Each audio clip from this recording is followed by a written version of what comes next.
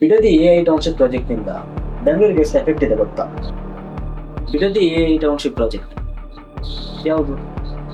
ಅದು 9,600 ಎಕರೆ ಪ್ರದೇಶದಲ್ಲಿ ನಿರ್ಮಿಸಲಿಕ್ಕೆ ಪ್ಲಾನ್ ಮಾಡ್ತಿದ್ದಾರೆ, ಅದೇನಾ? ಹಾ, ಅದು ಕರೆಕ್ಟ್. ಬೆಂಗಳೂರಿನ ಪಕ್ಕದಲ್ಲಿ ಅಂದ್ರೆ ಬೆಂಗಳೂರು ದಕ್ಷಿಣ ಭಾಗದಲ್ಲಿ ತಲೆ ಎತ್ತುತ್ತಿರುವಂತಹ ಒಂದು ಹೈಟೆಕ್ ಸಿಟಿ. ಇದರಲ್ಲಿ 18,000 ಕೋಟಿಯಿಂದ 33,562 ಕೋಟಿಯಷ್ಟು ದೊಡ್ಡ ಇನ್ವೆಸ್ಟ್ಮೆಂಟ್ ಇರುವಂತಹ ಒಂದು ಬಿಗ್ ಮಾಸ್ಟರ್ ಪ್ಲಾನ್. ಒಳ್ಳೆ ವಿಷಯ ಅಲ್ವಾ?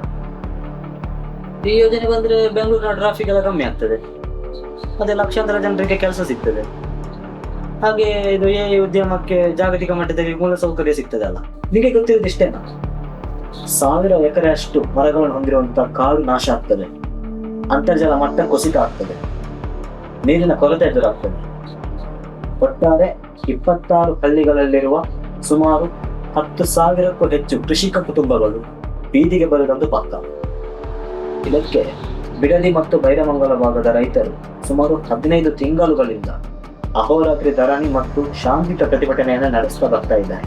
ಹಾಗಾದ್ರೆ ನಮ್ಮ ಸರ್ಕಾರ ಯಾಕೆ ಬಿಡದಿ ಎಐ ಟೌನ್ಶಿಪ್ ಪ್ರಾಜೆಕ್ಟ್ ಮಾಡಲೇಬೇಕು ಅಂತ ಹಠದಲ್ಲಿದೆ? ಕರ್ನಾಟಕದಲ್ಲಿ ಗ್ಲೋಬಲ್ ಇನ್ವೆಸ್ಟ್ಮೆಂಟ್ ಅನ್ನು ಅಟ್ರಾಕ್ಟ್ ಮಾಡಲಿಕ್ಕೆ ಈ ಬಿಡದಿ ಎಐ ಟೌನ್ಶಿಪ್ ಯೋಜನೆಯನ್ನ ಮಾಡಲೇಬೇಕೆಂಬ ಹಠದಲ್ಲಿ ನಮ್ಮ ಕರ್ನಾಟಕ ಸರ್ಕಾರ ಇದೆ. ಅದು ಮಾಡದೇ ಇದ್ರೆ ತಂತ್ರಜ್ಞಾನ ವಲಯದಲ್ಲಿ ನಮ್ಮ ರಾಜ್ಯ ತುಂಬಾ ಹಿಂದೆ ಉಳಿತದೆ ಅಂತ ಸರ್ಕಾರದ ವಾದ. ಇದಷ್ಟೇ ಅಲ್ಲ, 70% ರೈತರು ಈ ಯೋಜನೆಯನ್ನ ಒಪ್ಪಿದ್ದಾರೆ ಅಂತ ಸರ್ಕಾರನೇ ಹೇಳ್ತಾ ಇದೆ. ಹಾಗಾದ್ರೆ ರೈತರು ಈ ಬಗ್ಗೆ ಏನ್ ಹೇಳ್ತಿದ್ದಾರೆ? ರೈತರ ಪ್ರಕಾರ ರಾಜ್ಯ ಸರ್ಕಾರವು ರೈತರನ್ನು ಭೇಟಿ ಮಾಡಿ ಮುಖಾಮುಖಿ ಮಾತುಕತೆ ನಡೆಸಿಲ್ಲ. ರೈತರೊಂದಿಗೆ ಮಾತುಕತೆ ನಡೆಸಿ ಅವರನ್ನ ಸಮಾಧಾನಪಡಿಸುವ ಯಾವ ಪ್ರಯತ್ನ ಮಾಡಿಲ್ಲ. ಬದಲಾಗಿ ಏಕಪಕ್ಷೀಯ ನಿರ್ಧಾರದ ಮೂಲಕ ನೇರವಾಗಿ ಅಧಿಸೂಚನೆಯನ್ನು ಹೊರಡಿಸಿದ್ದಾರೆ ಎಂಬುದು ಅಲ್ಲಿನ ರೈತರ ಆರೋಪ. ಈ ಬಗ್ಗೆ ನಮ್ಮ ರಾಜಕೀಯ ಪಕ್ಷದವರು ಏನು ಹೇಳ್ತಿದ್ದಾರೆ? ಕಾಂಗ್ರೆಸ್ ನಾಯಕರು ಹೇಳ್ತಾರೆ ಇದು ಅಭಿವೃದ್ಧಿಗೆ ಪೂರಕವಾದ ಯೋಜನೆ. ವಿರೋಧ ಪಕ್ಷದ ಸ್ಥಾನದಲ್ಲಿದ್ದುಕೊಂಡು ಅಭಿವೃದ್ಧಿಯನ್ನು ತಡೆಯೊಡ್ಲಿಕ್ಕೆ ರೈತರನ್ನ ಈ ಯೋಜನೆ ವಿರುದ್ಧ ಎತ್ತಿ ಕಟ್ತಾ ಇದ್ದಾರೆ. ಇದು ಭೂಮಾಫಿಯಾ ಅಲ್ವಾ? ಕೋರ್ಟ್ ಇದಕ್ಕೆ ಯಾವುದೇ ರೀತಿಯ ತಡೆ ನೀಡಿಲ್ಲ. ರೈತರಿಗೆ 50-50 ಅನುಪಾತದಲ್ಲಿ ಅಭಿವೃದ್ಧಿ ಪಡಿಸಿರುವಂತಹ ಸೈಟುಗಳನ್ನ ಪರಿಹಾರವಾಗಿ ಕೊಡ್ತೇವೆ ಅಂತ ಇದನ್ನ ಸಮರ್ಥನೆ ಮಾಡ್ತಾ ಇದ್ದಾರೆ. ಬಿಜೆಪಿ ನಾಯಕರು ಹೇಳ್ತಾರೆ ರೈತರು ಜೀವ ಕೊಡಲು ಸಿದ್ಧರಿದ್ದಾರೆ ಹೊರತು ಭೂಮಿಯನ್ನು ನೀಡಲ್ಲ. ಸರ್ಕಾರಕ್ಕೆ ಭೂಮಿಯನ್ನು ಬಲವಂತವಾಗಿ ಸ್ವಾಧೀನಪಡಿಸುವ ಹಕ್ಕು ಇಲ್ಲ. ಯಾವುದೇ ಕಾರಣಕ್ಕೂ ಆ ಭೂಮಿಯನ್ನ, ರೈತರ ಭೂಮಿಯನ್ನ ನಾಶ ಮಾಡಲಿಕ್ಕೆ ನಾವು ಬಿಡೋದಿಲ್ಲ ಅಂತ ಬಿಜೆಪಿ ನಾಯಕರು ಹೇಳ್ತಾರೆ. ಜೆಡಿಎಸ್ ನಾಯಕರು ಹೇಳ್ತಾರೆ ಇದು ಅಭಿವೃದ್ಧಿಯ ಹೆಸರಲ್ಲಿ ನಡೆಯುತ್ತಿರುವಂತಹ 33,562 ಕೋಟಿಯ ಅತಿ ದೊಡ್ಡ ಭೂ ಹಗರಣ. ಕಾಂಗ್ರೆಸ್ ಪಕ್ಷವು ಕಾಮನ್ ಮ್ಯಾನ್ ಹಿತ ಕಾಯ್ದೆ, ಇದು ರೆಸಾರ್ಟ್ ಸಂಸ್ಕೃತಿಯಲ್ಲಿದೆ ಅಂತ ಆರೋಪ ಮಾಡ್ತಾ ಇದ್ದಾರೆ. ಈ ಬಿಡದಿ ಟೌನ್ಶಿಪ್ ಪ್ರಾಜೆಕ್ಟ್ ಫಸ್ಟಿಗೆ ಪ್ಲಾನ್ ಮಾಡಿದ್ಯಾರು? ಯಾವಾಗ? ಈ ಯೋಜನೆಯ ಮೂಲ ಇತಿಹಾಸ ಅತ್ಯಂತ ರೋಚಕ ಆಗಿದೆ.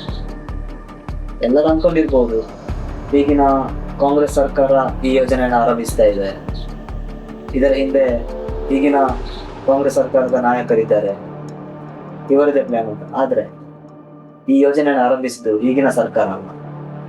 ಇದರ ಹಿಂದಿರೋ ಇತಿಹಾಸ ನೋಡಿದ್ರೆ 2006ರಲ್ಲಿ JDS BJP ಸಮ್ಮಿಶ್ರ ಸರ್ಕಾರ ಬಂದಾಗ ಆಗಿನ ಮುಖ್ಯಮಂತ್ರಿಗಳಾಗಿದ್ದಂತ HD ಕುಮಾರಸ್ವಾಮಿ ಅವರು ಅವತ್ತು ಪ್ರಥಮ ಬಾರಿಗೆ ಬಿಡದಿ ಟೌನ್ಶಿಪ್ ಯೋಜನೆಗೆ ಪ್ರಾಥಮಿಕ ಅಧಿಸೂಚನೆಯನ್ನು ಹೊರಡಿಸ್ತಾರೆ. ಆನಂತರ ಬಂದಂತ ಬಿಜೆಪಿ ಸರ್ಕಾರ ಬಿಡದಿಯಲ್ಲೇ ಒಂದಿಷ್ಟು ಭೂಮಿಯನ್ನ ಇದೇ ಯೋಜನೆ ಹೆಸರಲ್ಲಿ ಸ್ವಾಧೀನಪಡಿಸಿಕೊಳ್ತಾರೆ.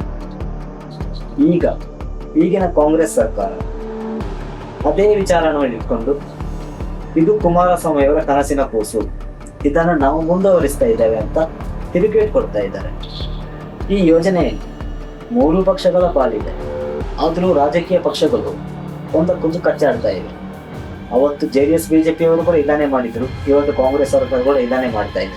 ಈ ಯೋಜನೆಯ ಹಿಂದೆ 3 ಪಕ್ಷಗಳ ರಾಜಕೀಯ ಕೆಸರೆರಚಾಟ ನಡೀತಾನೆ ಇದೆ. ಇದಾದ ಬಳಿಕ ನಮ್ಮ ಒಂದೇ ಪ್ರಶ್ನೆ, ಅಭಿವೃದ್ಧಿ ಬೇಕಾ, ಅನ್ನ ಕೊಡುವ ರೈತ ಬೇಕಾ? ಕಮೆಂಟ್ ಅಲ್ಲಿ